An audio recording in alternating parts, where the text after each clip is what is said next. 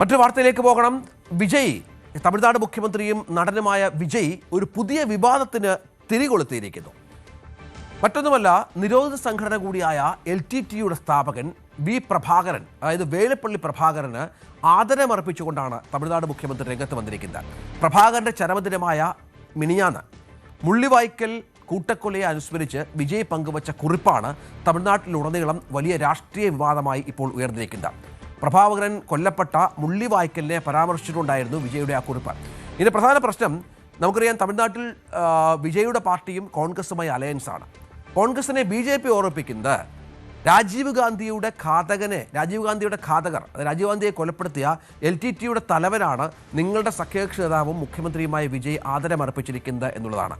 അത് നിങ്ങളെ പല കാര്യങ്ങളും ഓർമ്മപ്പെടുത്തുന്നു എന്ന് പറയുമ്പോൾ വളരെ കൃത്യമായി തന്നെ BJP ചില ലക്ഷ്യങ്ങൾ കാണുന്നു. KP അഭിലാഷ് ഏറ്റവും പുതിയ വിവരങ്ങൾ വെച്ചുതരും. അഭിലാഷ്, തമിഴ് ജനതയ്ക്ക് ോടുള്ള ആദരം, വംശഹത്യകളുമായി ബന്ധപ്പെട്ടൊക്കെ തമിഴ് ജനതയ്ക്ക് ഒരുപാട് താല്പര്യമുള്ള ഒരാൾ കൂടിയാണ് LTTE എന്ന സംഘടനയും വേലുപ്പള്ളി പ്രഭാകരനും. നമുക്ക് സംശയമില്ലാത്ത കാര്യമാണ്. പക്ഷേ അവിടെ നമുക്ക് നിരോധിക്കപ്പെട്ട സംഘടനയാണ്. ഈ പ്രകീർത്തിച്ചുള്ള സംസാരമൊക്കെ ഏത് തരത്തിൽ മറ്റ് രാഷ്ട്രീയ കക്ഷി എടുക്കുമെന്നുള്ളത് പ്രധാനപ്പെട്ട കാര്യമാണ്. കോൺഗ്രസിനെയും വെട്ടിലാക്കുന്നതാണ് ഈ നിലപാട്.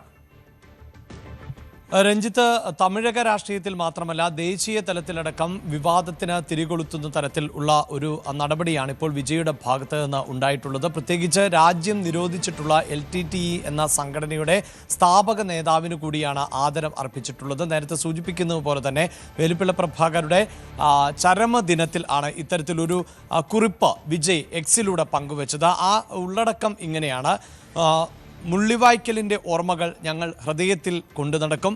കടലിനപ്പുറത്ത് ജീവിക്കുന്ന ഞങ്ങളുടെ തമിഴ് സഹോദരങ്ങളുടെ അവകാശങ്ങൾക്കായി ഞങ്ങൾ എന്നും നിലകൊള്ളും.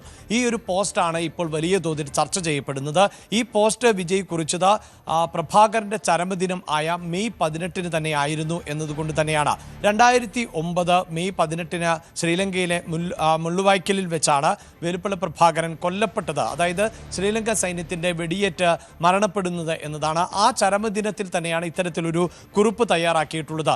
ഇതിനെതിരെ BJP ഇപ്പോൾ രംഗത്ത് വന്നിരിക്കുകയാണ്. BJPയുടെ മീഡിയ സെൽ മേധാവി കൂടിയായിട്ടുള്ള അമിത് മാളവിയാണ് ഇക്കാര്യം സൂചിപ്പിക്കുന്നത്. അദ്ദേഹം പറയുന്നത്, തമിഴ്നാടിൻ്റെ മുഖ്യമന്ത്രിയായിട്ടുള്ള ജോസഫ് വിജയ് ഇപ്പോൾ ഇതാ LTTE തലവന് വേലുപ്പിള്ള പ്രഭാകരന് ആദരാഞ്ജലികൾ അർപ്പിക്കുകയാണ്.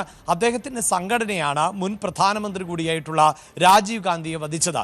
തൻ്റെ പിതാവിനെ വധിച്ച കൊലയാളിക്ക് ആദരം അർപ്പിക്കുമ്പോൾ രാഹുൽ ഗാന്ധിക്ക് ഈ വിഷയത്തിൽ ഒന്നും പറയാനില്ലേ എന്ന ചോദ്യം ആണ് BJP ഉയർത്തുന്നത്.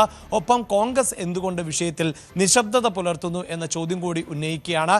നമുക്കറിയാം രഞ്ജിത്ത്, തമിഴ്നാട്ടിൽ ഇപ്പോൾ സർക്കാർ അധികാരത്തിൽ വന്നത് ഏറ്റവും പ്രധാനപ്പെട്ടത് കോൺഗ്രസിൻ്റെ പിന്തുണയോടുകൂടിയാണ് എന്നതാണ്.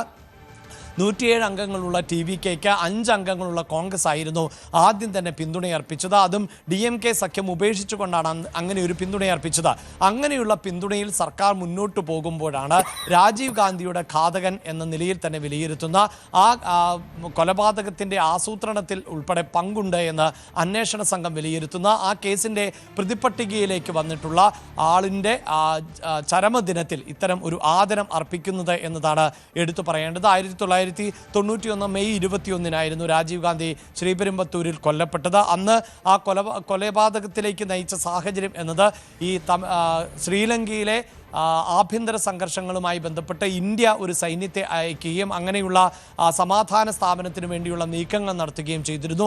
അതിൽ പ്രതിഷേധിച്ചുകൊണ്ടായിരുന്നു ഈ രാജീവ് ഗാന്ധിയെ വധിക്കാൻ LTTE തീരുമാനിക്കുകയും അങ്ങനെ ചാവേർ സ്ഫോടനം നടത്തിക്കൊണ്ട് നടപ്പിലാക്കുകയുമാണ് ചെയ്തത് എന്നതാണ് ഇതിൻ്റെ രാഷ്ട്രീയ പശ്ചാത്തലം. അങ്ങനെ ഏറ്റവും സമുന്നതനായ, അതായത് ഇന്ത്യയുടെ പ്രധാനമന്ത്രി കൂടിയായ ഒരു വ്യക്തിയെ, രാജീവ് ഗാന്ധിയെ തന്നെ കൊലപ്പെടുത്തുമ്പോൾ ഇപ്പോൾ ഇതാ TVK ഇത്തരത്തിലൊരു നടപടിയുമായി മുന്നോട്ട് പോകുമ്പോൾ എന്തുകൊണ്ട് കോൺഗ്രസ് അതിൽ മൗനം പാലിക്കുന്നു എന്ന ചോദ്യം ഉന്നയിക്കുന്നു. TVKയും ഈ വിഷയത്തിലേറെ പ്രതിരോധത്തിലാണ്. കാരണം നിരോധിക്കപ്പെട്ട ഒരു സംഘടനയുടെ സ്ഥാപക നേതാവിന് പിന്തുണയർപ്പിക്കുമ്പോൾ നമുക്കറിയാം രഞ്ജിത്ത്, തമിഴ്നാടിൻ്റെ ഒരു സ്വത്വബോധത്തെക്കുറിച്ച് നമുക്കറിയാം. തമിഴ് ജനതയ്ക്ക് ആ ജനതയോടുള്ള പരസ്പര സ്നേഹത്തെക്കുറിച്ചും ഒക്കെ അറിയാം. പക്ഷേ ഈ ശ്രീലങ്കയിലെ വംശഹത്യയ്ക്ക് നേരെ ആണ് ഈ കുറിപ്പ് എന്നതാണ് TVKയുടെ പ്രതിരോധം. അതായത് ശ്രീലങ്കയിൽ നിരവധി തമിഴർ കൊല്ലപ്പെട്ട സാഹചര്യമുണ്ടായിരുന്നു. ആ വംശഹത്യയിൽ കൊല്ലപ്പെട്ടവരെ കുറിച്ചാണ് വിജയ് അനുസ്മരിച്ചത് എന്ന പ്രതിരോധമാണ് വിജയുടെ പാർട്ടിയുടെ വിശദീകരണം. പക്ഷേ അത് തമിഴ്നാട്ടിൽ കോൺഗ്രസ് എത്രത്തോളം സ്വീകാര്യമാകുമെന്നുള്ള കാര്യം നമുക്ക് കാത്തിരുന്ന് കാണണം. കൂടുതൽ വാർത്തകൾക്ക് news 18 Keralam YouTube channel subscribe ചെയ്യുക.